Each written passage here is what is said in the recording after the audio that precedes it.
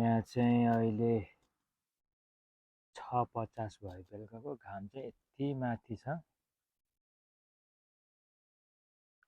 डेनमार्कको चिसो छ अहिले मौसम पनि। घाम यस्तो लाग्यो पनि तर चिसो छ।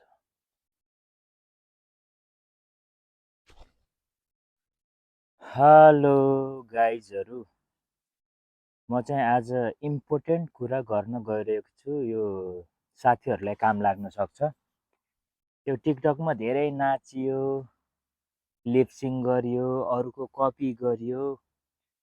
अब अरूको कपी भन्दा नि अब अर्गानिक भिडियोहरू आउँछ मेरो, ताकि मेरो 10-12वटा देशको भ्रमण, काम गर्ने त्यो मेरो एक्सपिरियन्सहरू चाहिँ सेयर गर्दाखेरि अरू कसैलाई इम्पोर्टेन्ट हुनसक्छ।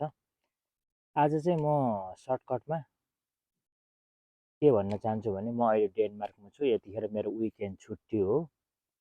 मेरो यहाँ लोड गाडी छ, अनलोड गर्न वेटिङ गरिरहेको छ। अब मन्डे अनलोड हुन्छ।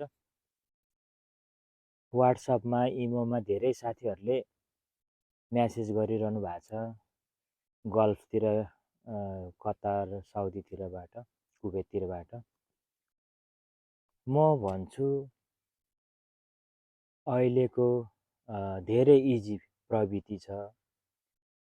अब यत्रो एजेन्ट लाएर त्यहाँको दुबईतिर, कतार, साउदीतिरको, कुवेततिरको त्यो कन्सल्टेन्सीहरूलाई सुरुमा 2-3 लाख पैसा एडभान्स दिने प्रोसेसको लागि, त्यसपछि फेरि यसरी यसरी पैसा थप्दै जाने, 8-9 लाख पैसा त्यत्तिकै सकिन्छ।